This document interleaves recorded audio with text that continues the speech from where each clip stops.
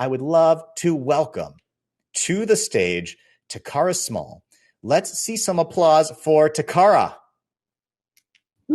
All right. Thank you. Hey, welcome. Thanks so much for spending some time with us today. Oh, my pleasure. Look at all of those emojis. I feel loved. Welcome.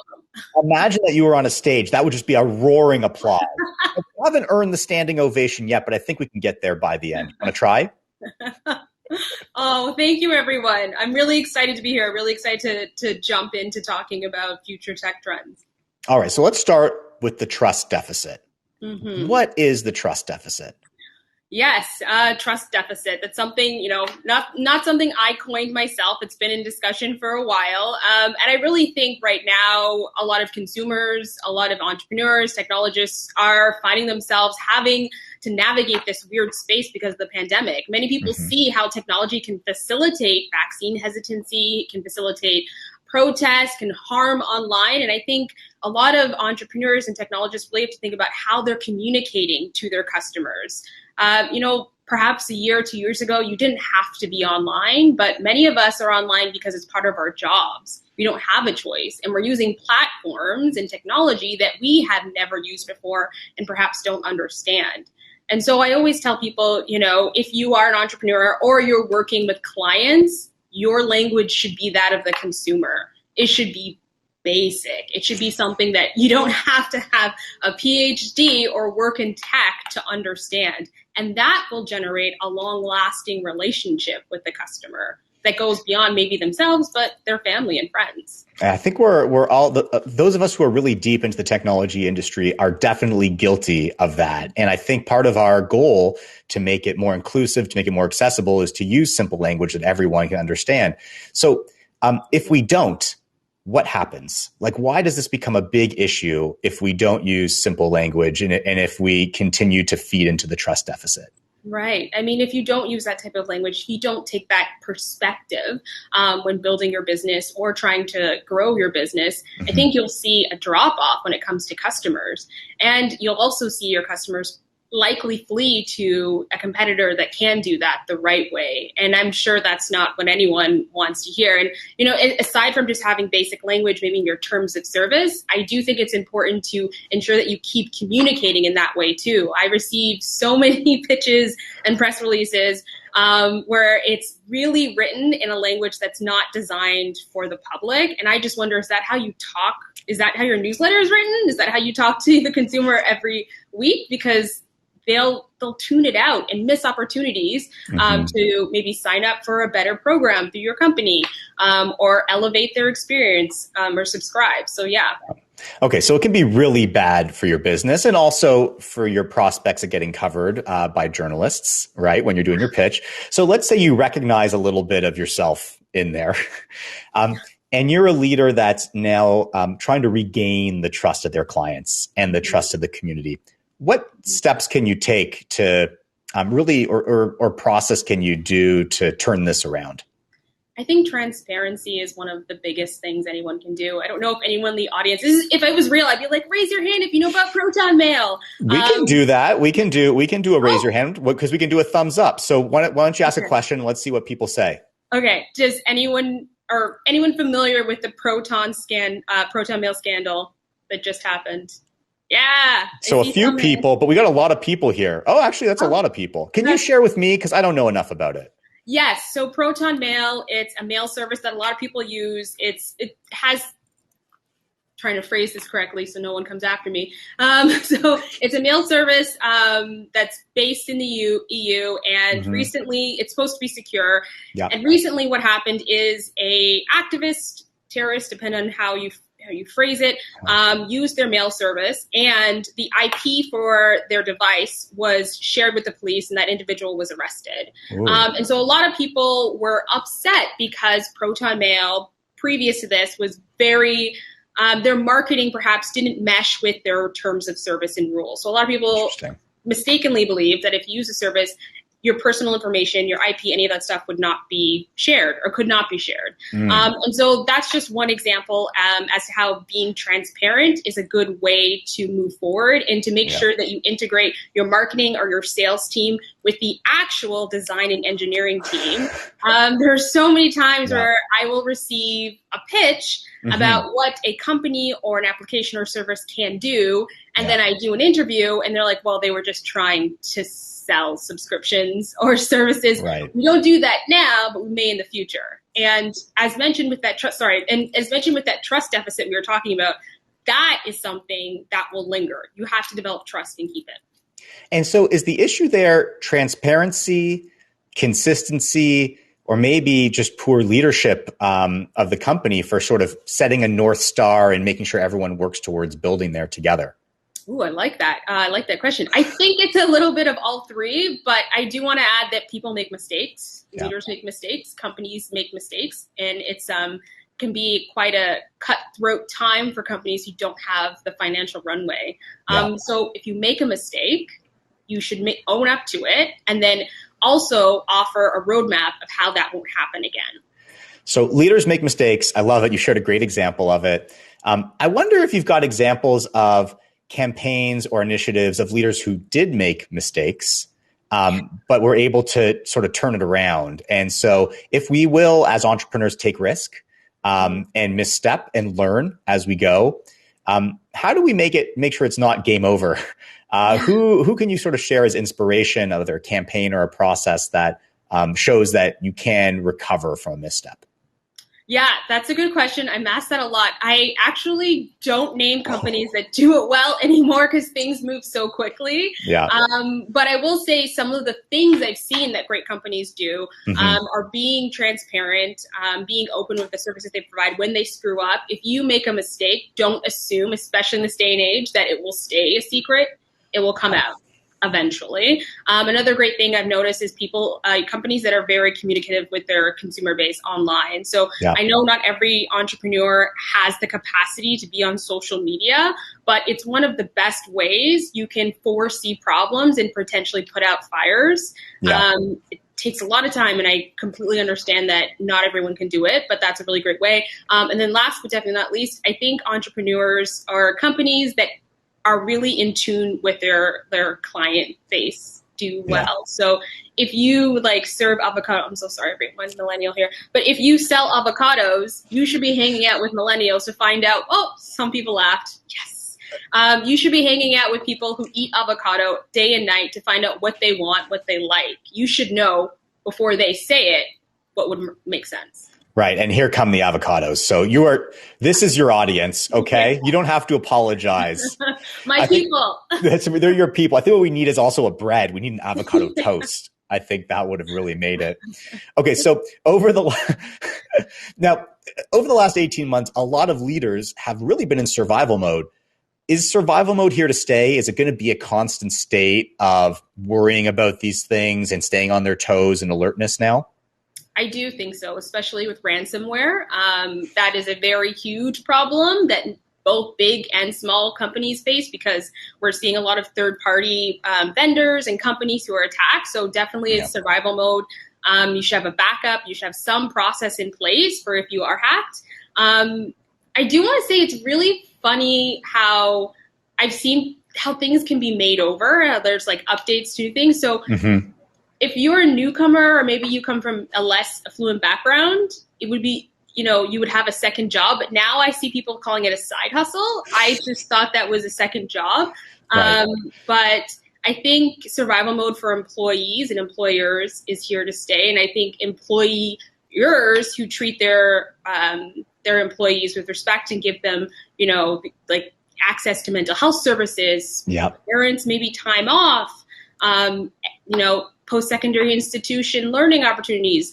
Those are the ones who will have employees stick with them when times get tough, because it's going to get tough. They're the ones who care. And I think that's a really great way to separate employers from ones that are forward thinking and ones that are maybe really transactional with their talent. Yeah. What should talent be thinking about now? Let's say you are in a place where you're not getting the expected care from your employer.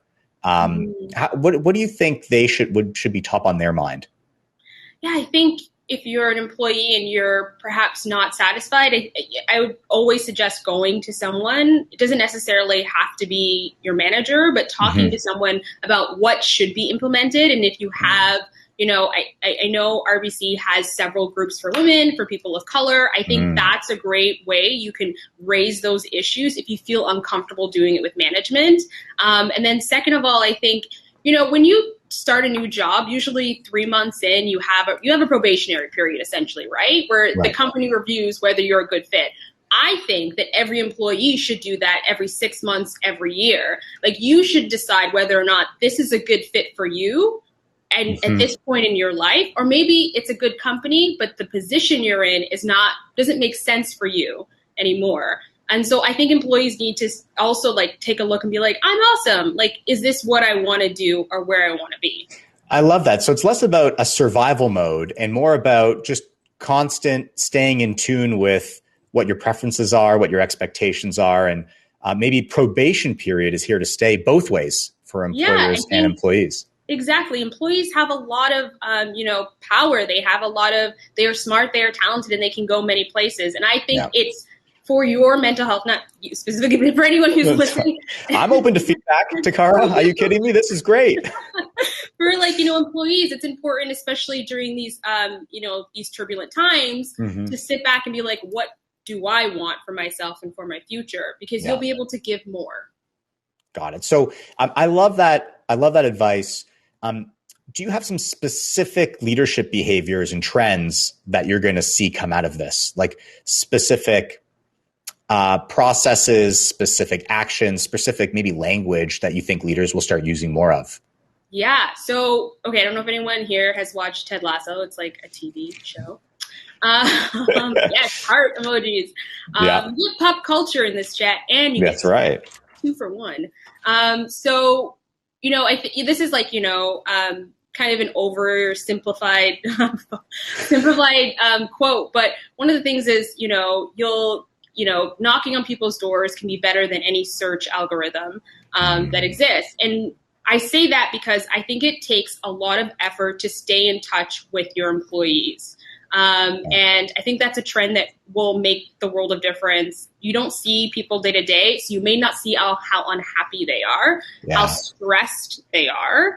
And what was once, let's go out for a drink or coffee after work, just doesn't exist. So I think it will take more time and energy to replicate that online, but I think it's necessary to create community and unity, whether it's playing virtual games or whatever. Yeah, you have to be intentional about it, right? You can't just come across someone in the cubicle anyma and notice it. I love that. Are there any great tools that you've seen out there that really help you build remote culture? Yeah, I have some on my phone. Let me just open it up, please. Bear with me. There are a lot of, as you bring it up, I'm just going to say that a lot of people are down for a Ted Lasso party in the chat. Oh, good. Palwasha is hosting, and Nigel has also, I think he's asking us to vote for Ted Lasso for some Emmys. Oh my God. It's up for, he says it's actually, they're nominated for 20 Emmy Awards. See, we have good taste, everyone. That's right. So I think, just simple things I don't know if anyone's heard of it, but Heads Up, which is something you can do in groups, in Clubhouse. Yeah. What else do I use? I use Hangout. Just simple tools like that. There's obviously Slack, but I don't know about everyone else, but with my team, we are sick of reading things. We have a million messages, text messages, emails. And I think just seeing face to face, if you're comfortable and it works for your team, that's one of the best things. Bringing the human element back to remote work. Exactly. I love it. Now let's move on. I want to talk about supporting and attracting diverse talent. What are some ways that organizations can improve their diversity strategies and outcomes? Yes, I'm asked this a lot. I'm Black, shocker, and I'm in tech, so I feel like that's probably why I get this question a lot. And I feel like heart emojis. I get this question a lot, and it's really interesting. Just in recent years, I've started, whenever I'm asked a question, I always say it shouldn't be on the backs of BIPOC people to come up with solutions. When people ask me this question, I always ask her, do you want a solution or do you want a sound bite? Because those are two different things. I think when it comes to diverse talent, really asking the people who are at the top of the food chain, who do the hiring, who oversee the funding allocation to, different groups, attracting talent. I think that's what really is important. And so I would say, like, for anyone who's listening, if you are in charge, if you oversee hiring, if you have money that's meant to go to diverse groups, then you should also be thinking, what can I do? And not just asking the BIPOC employees as well. Right. Yeah, that probably, it sounds like that starts with some conversations of the people who control budget, hiring, headcount. And if those conversations aren't happening at your company, going back to what you said earlier, it feels like anybody at the organization should feel empowered to ask the question, why not? And if they can start, whether it's a BIPOC employee or not, should be able to step up and have that conversation. Exactly. And I will say that doing it in a way where it allows for people to be anonymous is also critical. There are some people who maybe don't feel comfortable voicing how a company can improve. And if you really want feedback, I think that's important too. Right. So it doesn't necessarily need to be super self-promotional. So I'm curious, if you do identify as a traditionally underrepresented group, Black in tech or others, what should you think? How should you think about sort of promoting yourself and growing your network? Like, how do you best handle that? Yes, I think a lot of people treat self-promotion as a dirty word. That's definitely how I felt for a very long time. I did the hard work and I just didn't share it. But I recognize now that it's a really important part, especially if you're BIPOC or a woman. It's very important for you to share those things instead of just doing the work behind the scenes. Right. So it's a lot easier to do that now. I mean, there's Twitter, there's LinkedIn. It's easy to share what you've done or awards you've achieved without necessarily in a, packed room being like, hey, I just won this award. Right. Yeah. I've always, it is an uncomfortable change to be self-promotional, but I think the people who I've seen do it best, they do something and then they tell people. Yes. And I think if you skip the first part, which is doing something, and you just tell people, I think it can fall a little flat. But yes, when you win an award, you've done something to win that award. You've earned it. Exactly. You should tell people. And I also think it's really important, I'm going to say the B word, branding. I think it's really important for individuals to have their own personal website. It doesn't matter if you're a developer or you're in communications, because that allows you to frame your work, your services outside of the office. And it makes it easy for anyone to see. You don't have to be like, hey, I won this journalism award, or I got this fellowship. My website has it all.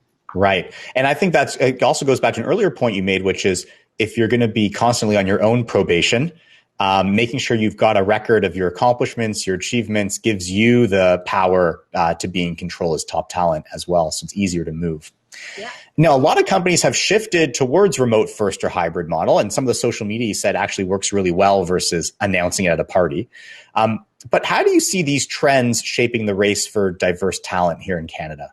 Yes, it's interesting. I really foresee in the future the competition for workers increasing. And I know that happens all the time, but for the very first time, what I'm seeing is American companies who are willing to hire Canadians who can stay in Canada. And I think that's really interesting because, regardless of the reason, maybe some people didn't want to move to the States for family, for political reasons, for healthcare reasons, whatever. Now, American companies are willing to pay American dollars to Canadians. So the competition is going to get so much more intense, and not just America. I've talked on startups in Europe who are like, Canadians are very talented. We want to hire them, engineers, developers, and we can pay them to stay in Canada. We don't have to pay for relocation costs. So I think in the future, Canadian companies will really have to hit home how they're giving back to the community, why working for a Canadian company is important.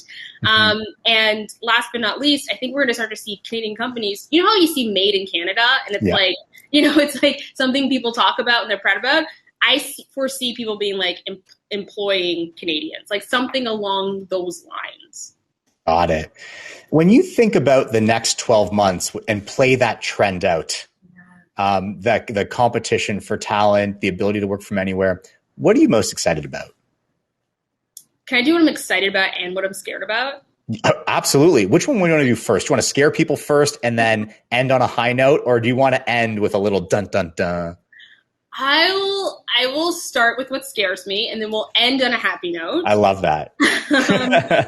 um, what I'm scared about is the fact that the divide is going to grow, and the hidden harms will increase. And the hidden harms are just the harms that are perpetuated using technology, that either can harm people through lack of opportunity, or will harm people through their mental health.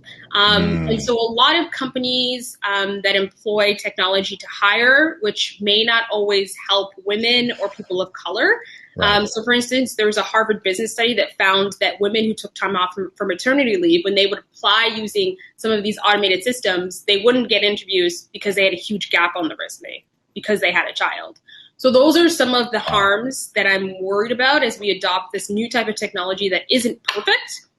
And so before we move on, then we've got to find a way to address some of those harms, because those are scary things. Those are things you think you're implementing tools to do exactly the opposite, to create more inclusivity, to create more diversity. And yet you're saying the algorithms, the processes, the systems turn it out. So if you're in a position of implementing these new tools and systems, what should be top of mind for you?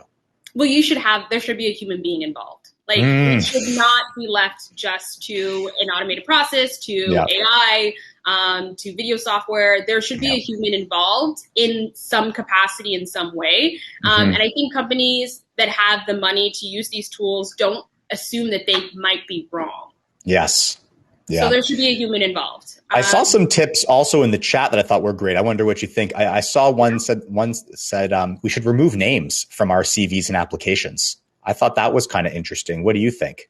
Yeah, I think removing names is helpful, but I do think that some of the harms go beyond just a name, right? Like, I think that's a good first step. But if you are someone who took an alternative route to end up in engineering, so you don't have maybe a university degree, if you are a mom who left the workforce for an extended time, right, a name is less important. It doesn't give you what you need to make the right decisions or to make informed decisions. To even get in the door, though, right? So, yes. But I'm going to end on a happy note. Yes.